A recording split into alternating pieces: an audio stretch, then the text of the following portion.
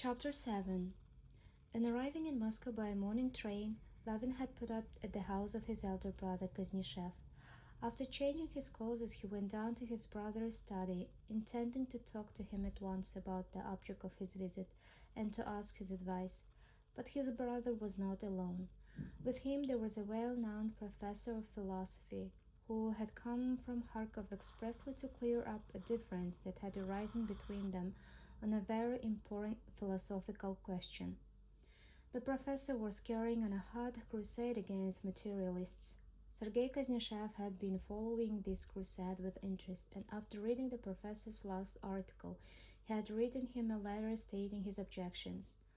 He accused the professor of making too great concessions to the materialist, and the professor had promptly appeared to argue the matter out. The point in discussion was the question, then in vague: is there a line to be drawn between psychological and physiological phenomena in man, and if so, where? Sergei Ivanovich met his brother with a smile of chilly friendliness, and he always had for everyone, and introducing him to the professor went on with the conversation. A little man in spectacles, with a narrow forehead, tore himself from the discussion for an instant to greet Levin, and then went on talking without paying any further attention to him. Levin sat down to wait till the professor should go, but he soon began to get interested in the subject under discussion. Levin had come across the magazine articles about which they were disputing, and had read them, interested in them as a development of the first principles of science, familiar to him as a natural science student at the university. But he had never connected the scientific deductions as to the origin of man as an animal, as to reflex action, biology, and sociology, with those questions as to the meaning of life and death to himself, which had of late been more and more often in his mind. As he listened to his brother's argument with the professor, he noticed that they connected the scientific questions with those spiritual problems, that at the times they almost touched on the latter, but every time they were close upon what seemed to him the chief point, they promptly beat a hasty retreat and plunged again into a sea of subtle distinctions, reservations, quotations, allusions, and appeals to authorities. And it was with difficulty that he understood what they were talking about. "I cannot admit it," said Sergei Ivanovich, with his habitual clearness, precision of expression, and elegance of phrase. "I cannot in any case agree with case that my whole conception of the external world has been derived from perceptions. The most fundamental idea, the idea of existence, has not been received by mere sensation. Indeed, there is no special sense organ for the transmission of such an idea." "Yes, but they were in Nost and Pripastov would answer that your consciousness of existence is derived from the conjunction of all your sensations, that consciousness of existence is the result of your sensations. Word indeed says plainly that, assuming there are no sensations, is following that there is no idea of existence." "I maintain the contrary," began Sergei Ivanovich. But here it seemed to Levin that just as they were close upon the real point of the matter, they were again retreating, and he made up his mind to put a question to the professor. "According to that, in my senses I annihilated. If my body is dead, I can have no existence of any sort," he queried.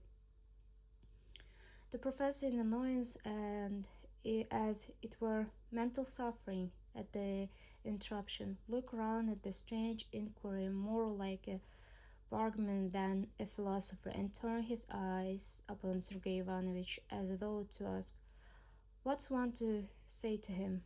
But Sergei Ivanovich, who had been talking with far less heat and one-sidedness than the professor, and who had sufficient breadth of mind to answer the professor, and at the same time to comprehend the simple and natural point of view from which the question was put, Rosebud smiled and said, "That question we have no right to answer as yet. We have not the requisite data. We haven't the requisite data," chimed in Professor, and he went back to his argument. "No," he said, "I would point out that the fact that if, as Propositive directly asserts, perception is based on sensation, then we are bound to distinguish sharply between those two conceptions." Levin listened no more and simply waited for the professor to go. Chapter 8. When the professor had gone, Sergei Ivanovich turned to his brother. "Delighted that you've come. For some time, is it? How is your farming getting on?" Levin knew that his elder brother took little interest in farming and only put the question in deference to him, and so he only told him about the sale of his wheat and money matters. Levin had meant to tell his brother of his determination to get married and to ask his advice. He had indeed firmly resolved to do so, but after seeing his brother, listening to his conversation with the professor, hearing afterwards the unconsciously patronizing tone in which his brother questioned him about agricultural matters, their mother's property had not been divided, and Levin took charge of both their shares. Levin felt that he could not, for some reason, begin to talk to him of his intentions of marrying. He felt that his brother wouldn't look at it as he would have wished him to. "Well, how is your district council doing?" asked Sergei Ivanovich, who was greatly interested in these local boards and attached great importance to them. "I really don't know." "What? Why, surely you are a member of the board?" "No, I'm not a member now. I've resigned," answered Levin, "and I no longer attend the meetings." "What a pity," commented Sergei Ivanovich, frowning. Levin, in self-defense, began to describe what took place in the meetings in his district. "That's how it always is," Sergei Ivanovich interrupted him. "We Russians are always like that. Perhaps it's our strong point, really, the faculty of seeing our own shortcomings. We overdo it. We comfort ourselves with irony which we always have on the tip of our tongues. All I say is, give such right as our local self-government to any other European people, why, the Germans and the English would have worked their way to freedom for them, while we simply turn them into ridicule."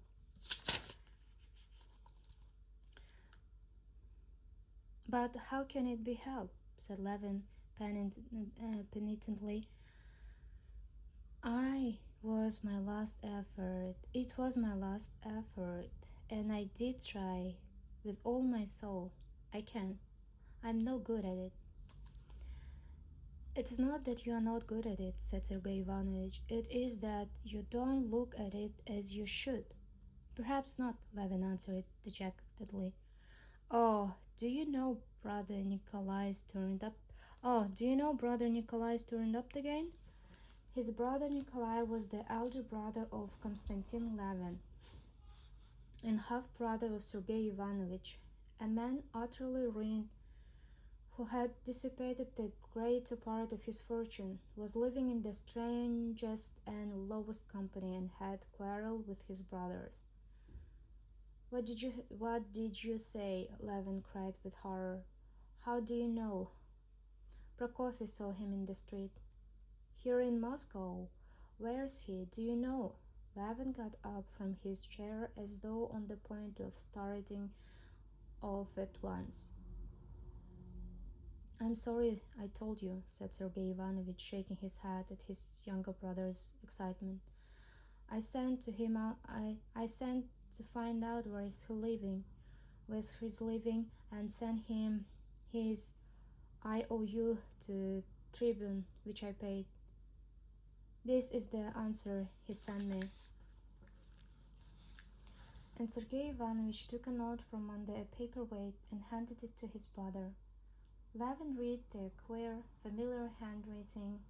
"I humbly beg you to leave me in peace. I humbly beg you to leave me in peace.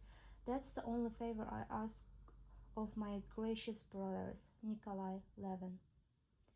Levin read it. and without raising his head stood with a note in his hands opposite Sergei Ivanovich. There was a struggle in his heart between the desire to forget his unhappy brother for the time and the consciousness that it would be base to do so. "He obviously wants to offend me," persuaded Sergei Ivanovich, "but he cannot offend me, and I should have wished with all my heart to assist him, but I know it is impossible to do that." "Yes, yes," repeated Levin. "I understand and appreciate your attitude to him, but I shall go and see him." "If you want to, do, but I shouldn't advise it," said Sergei Ivanovich. "As regards myself, I have no fear of your doing so. He will not make you quarrel with me, but for your own sake, I should say, you would do better not to go. You can't do him any good. Still, do as you please." "Very likely I can't do any good, but I feel, especially at such a moment, but that's another thing. I feel I could not be at peace." "Well, that I understand. That I don't understand," said Sergei Ivanovich. "One thing I do understand," he added. "It's a lesson in humility. I have come to look very differently and more charitably on what is called infamy since brother Nikolai has become what he is. You know what he did." "Oh, it's awful, awful," repeated Levin. After obtaining his brother's address from Sergei Ivanovich's footman, Levin was on the point of setting off at once to see him, but on the second thought he decided to put off his visit till the evening. The first thing to do, to set his heart at rest, was to accomplish what he had come to Moscow for. From his brother's Levin went to Oblonsky's office, and on getting news at Shcherbatsky from him, he drove to the place where he had been told he might find Kitty. Chapter 9.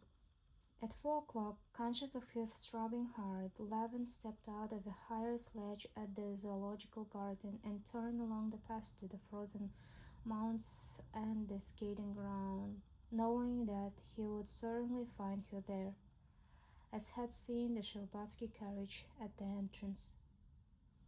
It was a bright, frosty day.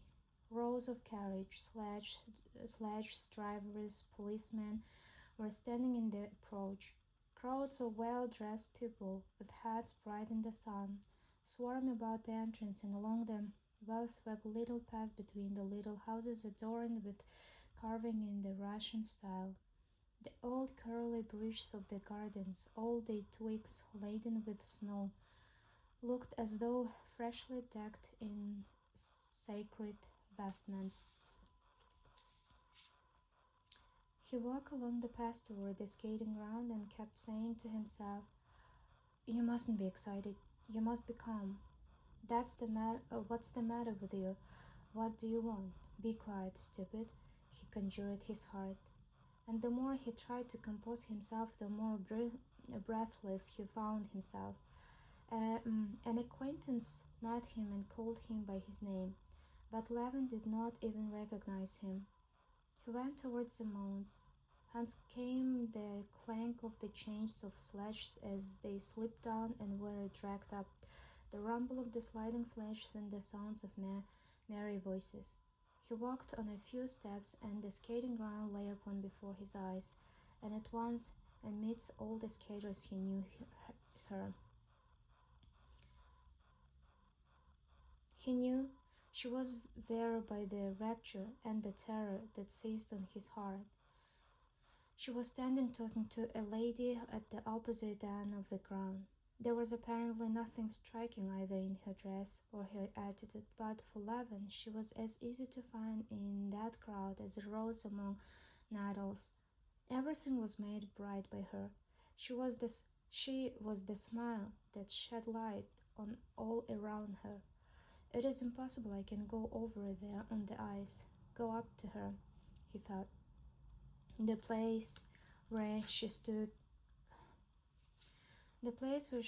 seemed to him a holy shrine, unapproachable, and there was one moment when he was almost retreating, so overwhelmed was he with terror.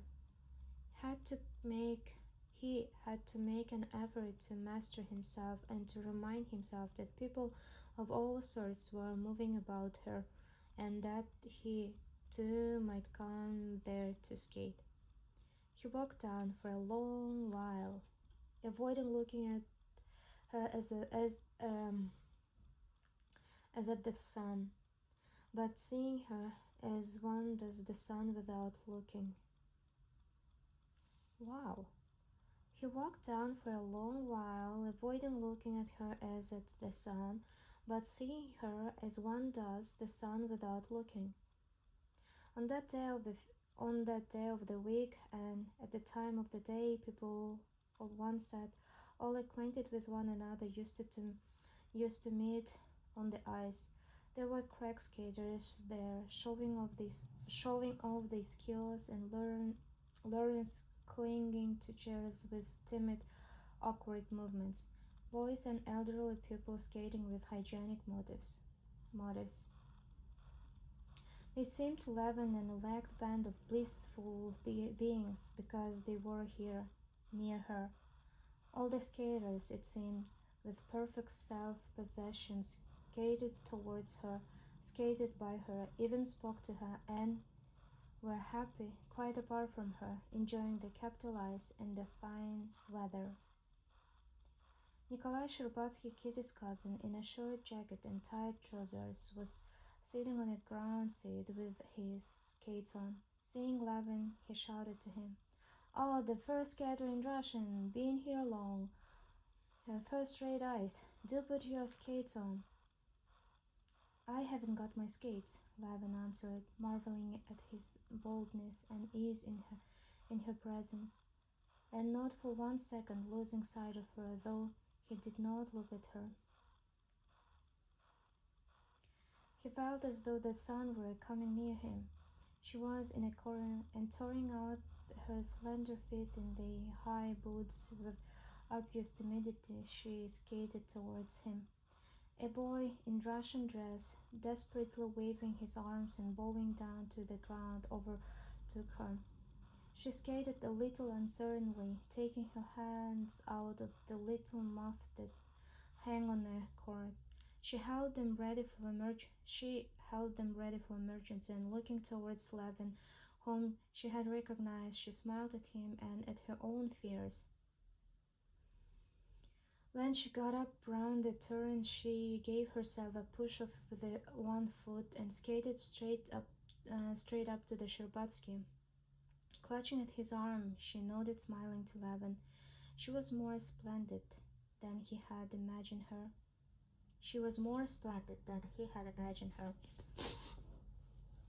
When he thought of her, he could call up a vivid picture of her to himself, especially the charm of that little fair head, so freely set of the shapely girlish shoulders, and so full of childish brightness and good humor. The childishness of her expression, together with the delicate beauty of her figure, made up her special charm, and that he fully realized.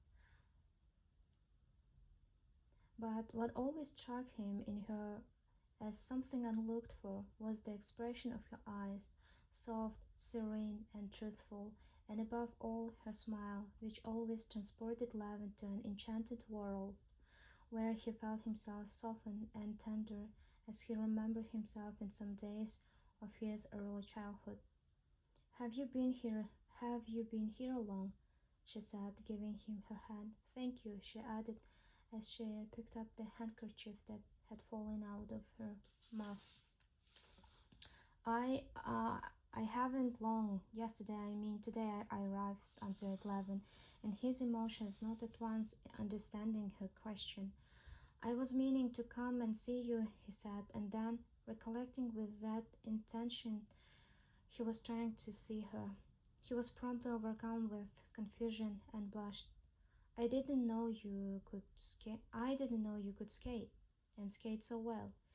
She looked at him earnestly, as though wishing to make out the cause of his confusion. "Your praise is worth having. The tradition is kept up here that you are the best of skaters," she said, with her little a black gloved hand brushing off a grain of hoarfrost of her muff.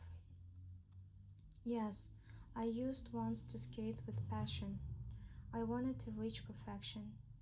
You do everything with passion, I think, she said, smiling. I should so like to see I should so like to see how you skate. Put on skates and let us skate together. Skate together? Can that be possible? Thought Levin, gazing at her. I'll put them on directly, he said, and he went off to get skates. It's a long while since I've seen you here, sir, said the attendant, supporting his foot and screwing on the heel of the skate. Except you. There's none of the gentlemen first-rate skaters. Will that be all right?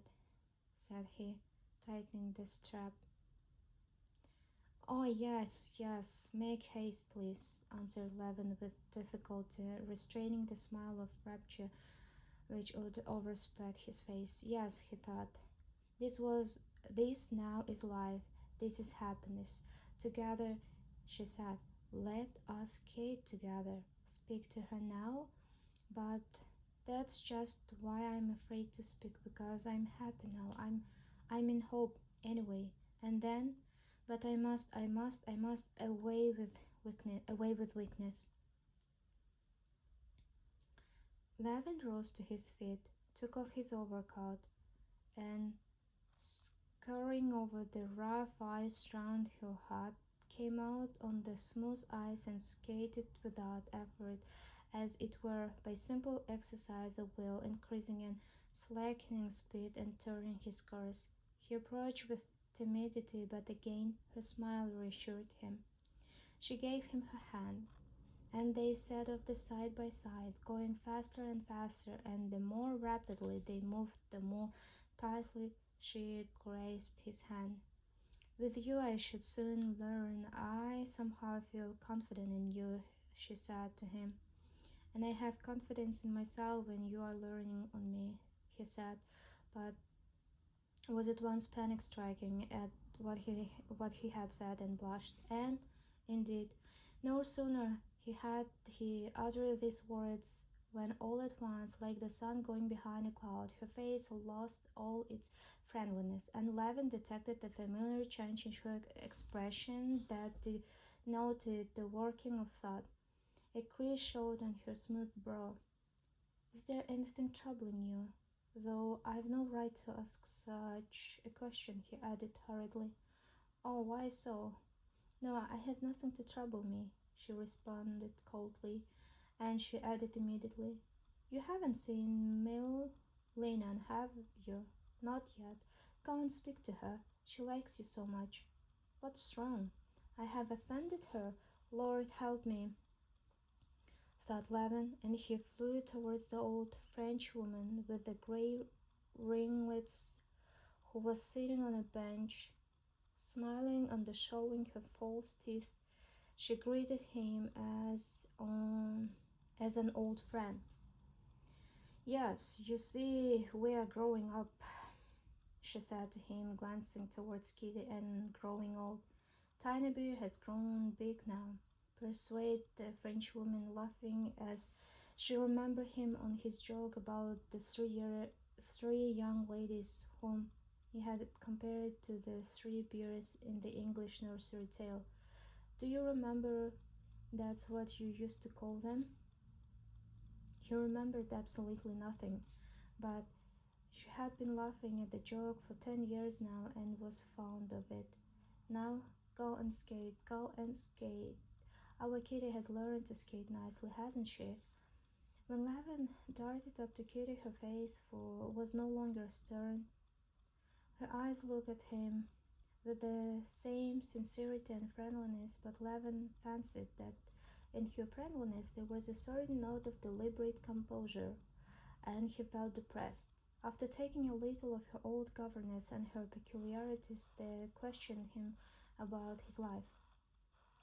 Surely you must be dull in the country in the winter, aren't you? She said.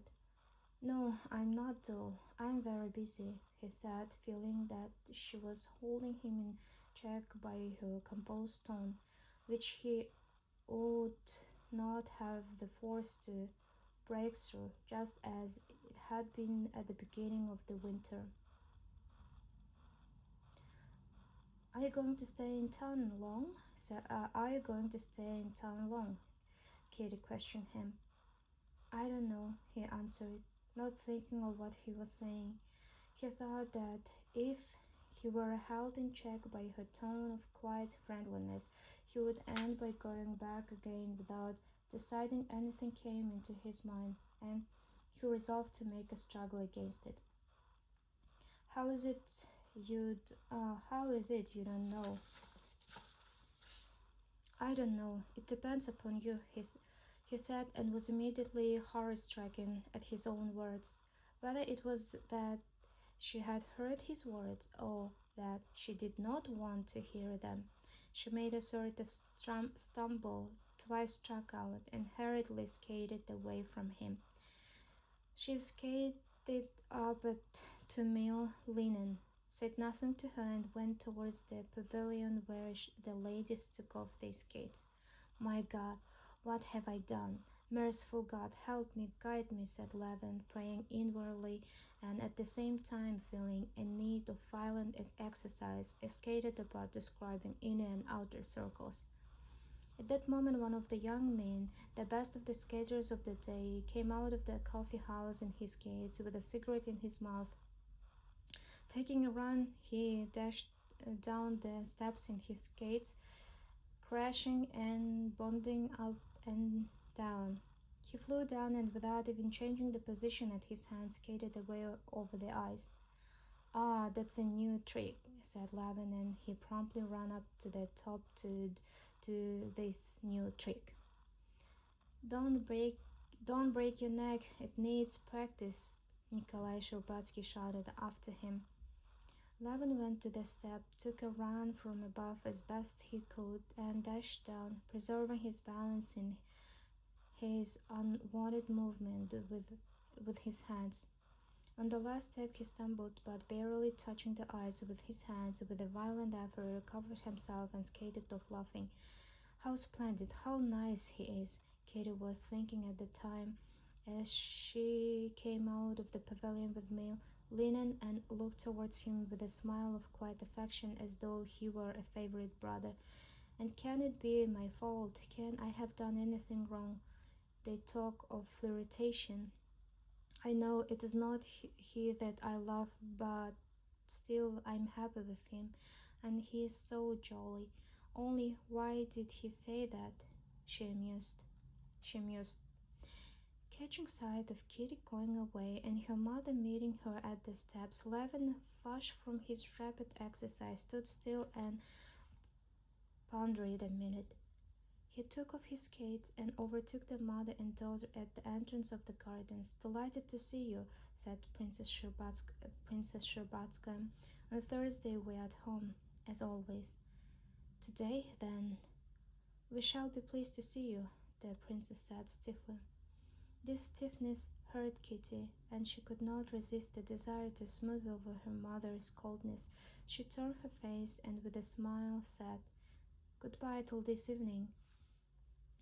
At that moment Stepan Arkadyevitch, his head cocked on one side, with beaming face and eyes, strode into the garden like a conquering hero. But as he approached his mother-in-law, he responded in a mournful and crestfallen tone to her inquiries about Dolly's health. After a little subdued and dejected conversation with his mother-in-law, he threw out his chest again and put his arm in Levin's. "Well, shall we set off?" he asked. "I've been thinking about you all this time, and I'm very, very glad you've come," he said, looking him in the face with a significant air. "Yes, come along," answered Levin in ecstasy, hearing unceasingly the sound of that voice saying, "Goodbye till this evening," and seeing the smile with which it was said. To the Ingling or the Hermitage, I don't mind which.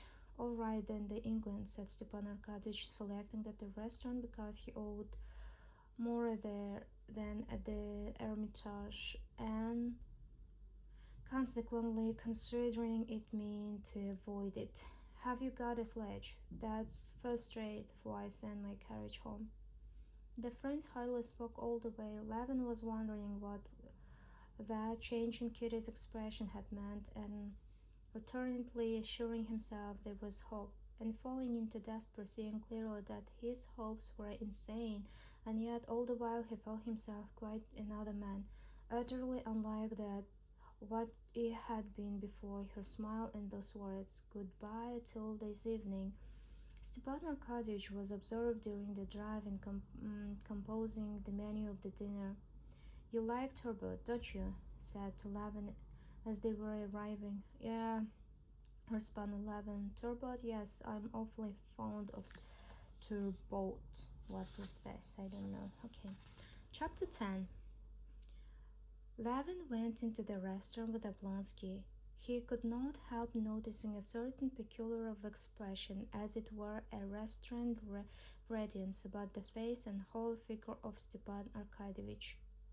Oblonsky took off his overcoat and with his hat over one ear walked into the dining room, giving directions to the Tatar waiters who were clustered about him in evening coats, bearing napkins. Bowing to right and left to the people he met, and here as everywhere joyously greeting acquaintances, he went up to the sideboard for a preliminary appetizer of fish and vodka, and sent to the painted French woman, decked in ribbons, lace, and ringlets, behind the counter, something so amusing that even that French woman was moved to genuine laughter. Levin, for his part, refrained from taking any vodka simply because he felt such a loathing of that of a French woman, all made up, it seemed, of false hair, pounded the wrist, and vinairished the toilet. He made haste to move away from her, as from a dirty place. His whole soul was filled with memories of Kitty, and there was a smile of triumph and happiness shining in her face. "This way, Your Excellency, please. Your Excellency won't be disrupted here," said a particular pertinacious white-headed old Tatar with immense hips and coattails gaping widely behind. "Walk in, Your Excellency," he said to Levin, by way of showing his respect to Stepan Arkadyevich, being attentive to his guest as well. Instantly flinging a fresh cloth over the round table under the bronze chandelier, though it already had a tablecloth on it, he pushed up a velvet chair and came to a standstill before Stepan Arkadyevich with a napkin and a bill of fare in his hands, awaiting his commands. "If you prefer it, Your Excellency, a private room will be free directly. Prince Golitsyn with the Lady Fresh oysters have come in." "Ah, oysters," Stepan Arkadyevich became thoughtful. "How if we were to change our program, Levin?" he said, keeping his finger on the bill of fare, and his face expressed serious hesitation. "Are the oysters good? Mind now." "They are Flansburg, Your Excellency, with no Ostend." "Flansburg will do, but are they fresh? Only arrived yesterday. Well then, how if we were to begin with oysters and so change the whole program, huh?" "It's all the same to me. I should like cabbage soup and porridge better than anything, but of course there is nothing like that here.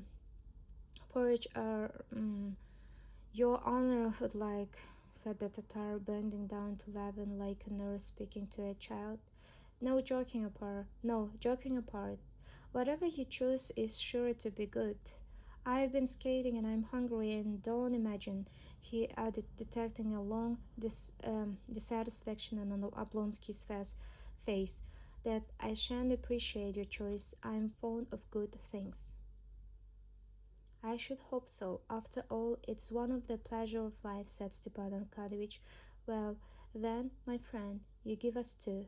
I better say 3 dozen oysters, clear soup with vegetables. Printanier, prompted the Tatar, but Stepan Arkadyevich apparently did not care to allow him the satisfaction of giving the French names of the dishes. With vegetables in it, you know. Then turbot with thick sauce, then roast beef, and mind it's good. Yes, capons perhaps, and then sweet. The Tatar, recollecting that it was Stepan Arkadyevich's way not to call the dishes by the names in the French bill of fare, did not repeat them after him, but could not resist rehearsing the whole menu to himself according to the bill. No, no, no, no, no. And then instantly, as though work by spring, laying down on bound bill of fare, he took up another, the list of wines, and submitted it to Stepan Arkadyevich. What shall we drink? What you like, only not too much champagne, said Levin. What? To start with, you are right, though, I dare say. Do you like the white seal? Prompted the Tatar. Very well, then give us that brand with the oysters, and then we'll see. Yes, sir. And what table wine? You can give us nuts, or no better, the classic Chablis. Yes, sir. And your cheese, your excellency. Oh, yes, Parmesan. Or would you like another? No, it's all the same to me, said Levin, unable to suppress a smile.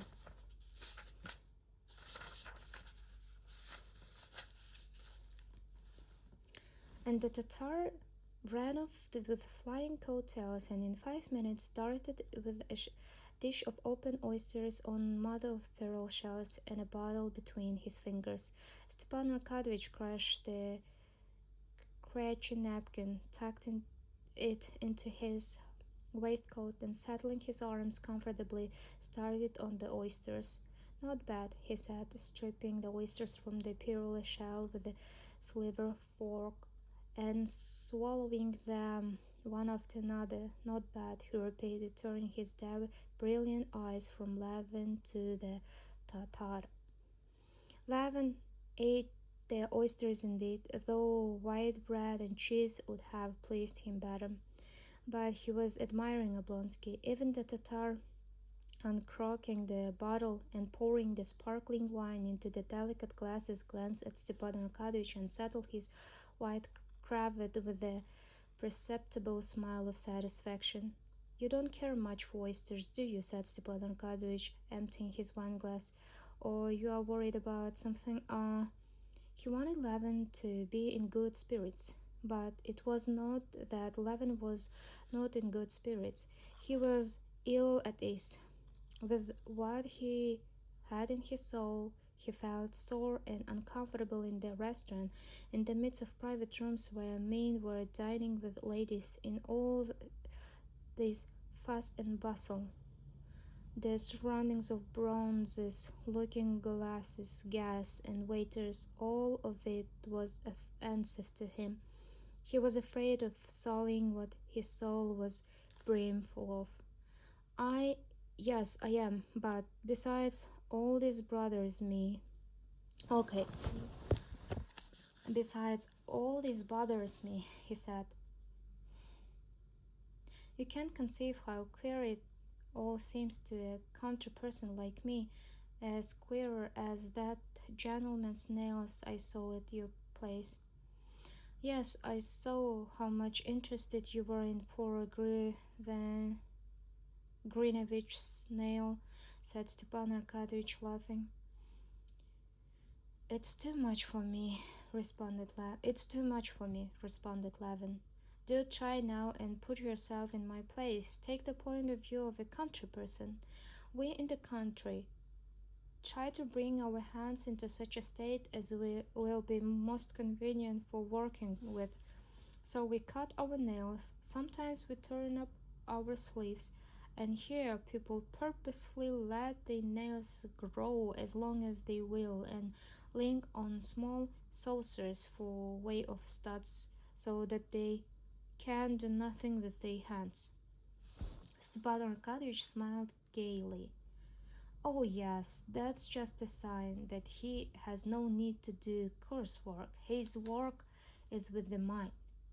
Maybe, but still it's queer to me, just as at this moment it seems queer to me that we country folks try to get our meals over as soon as we can, so as to be ready for our work, while we while here are we trying to drag out our meal as long as possible, and with that object eating oysters.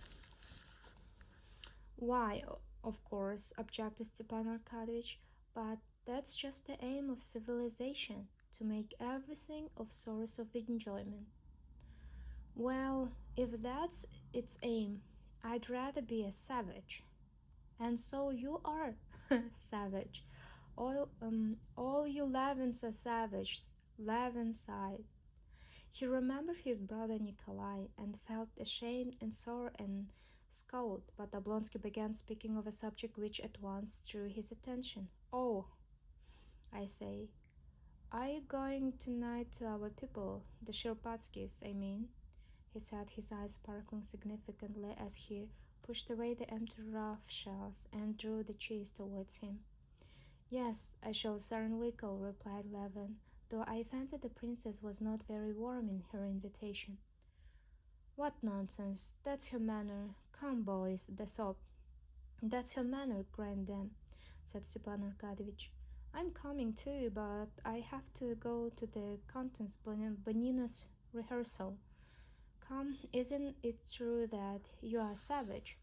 How do you explain the sudden way in which you vanished from Moscow? The Sherbatsky were continually asking me about you, as though I ought to know. The only thing I know is that you always do what no one else does.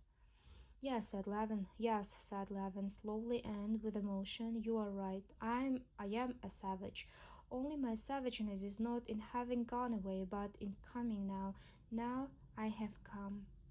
Oh, what a lucky fellow you are, broke the Stepan Arkadyevich, looking into his eyes. Why? I know a gallant steed by the token sure, and by his eyes I know a youth in love. Declaimed Stepan Arkadyevich, everything is before you. Why is it over for you? Why is it over for you already? No, not exactly, but the future is yours, and the present is mine. And the present, well, it is not all that it might be. How so? Oh, things go wrong, but I don't want to talk of myself, and besides, I can explain it. Oh, I can explain it all, said Stepan Arkadyevich. Well, why have you come to Moscow then? Hi, take away, he called to the Hey, hi, take away, he called to the Tatar. You guess, responded Levin, his eyes like deep wells of light fixed on Stepan Arkadyevich. I guess, but I can't be the first to talk about it. I guess, but I can't be the first to talk about it. You can see by that whether I guess it right or wrong, said Stepan Arkadyevich, gazing at Levin with a subtle smile. Well, and what have you to say to me? Said Levin in a quivering voice, feeling that all in the muscles of his face were quivering too. How do you look at the question? Stepan Arkadyevich slowly emptied his glass of Chablis, never taking his eyes off Levin. Said Stepan Arkadyevich, there is nothing I desire so much as that nothing. It would be the best thing that could be. But you are not making a mistake. You know what we are speaking of, said Levin, piercing him with his eyes. You think it is possible. I think it's possible. Why not possible? No, do you really think it is possible? No, tell me all you think. Oh, but if refusal's in store for me, indeed I feel sure. Why should you think that? Said Stepan Arkadyevich, smiling at his excitement. It seems so to me sometimes that will be awful for me and for her too. And for her too. Oh well, anyway, there is nothing awful in it for a girl. Every girl's proud of an offer. Yes, every girl, but not she. Stepan Arkadyevich smiled. He so well knew that feeling of Levin's, that for him all the girls in the world were divided into two classes. One class, all the girls in the world except her, and those girls with all sorts of human weaknesses and very ordinary girls. The other class, she alone having no weakness of any sort, or higher than all humanity. Stay, take some sauce, he said, holding back Levin's hand as it pushed away the sauce. Levin obediently helped himself to sauce, but would not let Stepan Arkadyevich go on with his dinner. No, stop a minute, he said. You must understand that it's a question of life and death for me. I have never spoken to anyone of this, and there is no one I could speak of it except you. You know, we are utterly unlike each other, different tastes and views and everything, but I know you are fond of me and understand me, and that's why I like you awfully. But for God's sake, be quiet, straightforward with me. I tell you what I think, said Stepan Arkadyevich, smiling, but I will say more. My wife is a wonderful woman, Stepan Arkadyevich sighed, remembering his position with his wife, and after a moment's silence resumed. She has a gift of foreseeing things. She sees right through people, but that's not all. She knows what will come to pass, especially in the way of marriage. She foretold, for instance, that Princess Sherbatska would marry Branton. No one would believe it, but it came to pass, and she is on your side. How do you mean? It's not only that she likes you. She says that Kitty is certain to be your wife. At these words, Levin's face suddenly lighted up with a smile not far from tears of emotion.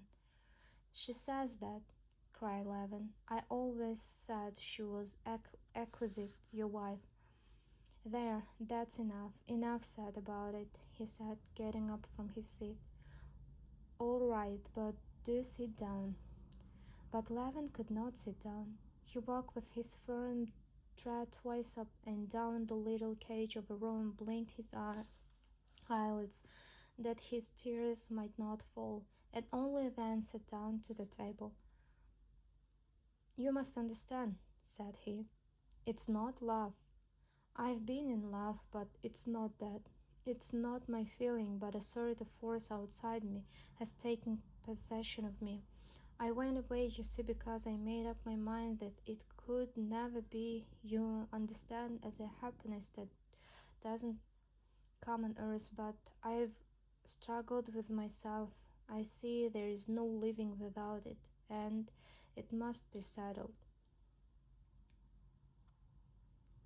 Why did you go away? Ah, stop a minute. The thoughts that come crowded on me, the questions one must ask oneself. Listen, you can't imagine what you've done for me by what you said. I'm so happy that I've become positively hateful. I've forgotten everything. I heard today that my brother Nikolai, he is here. I had even forgotten him.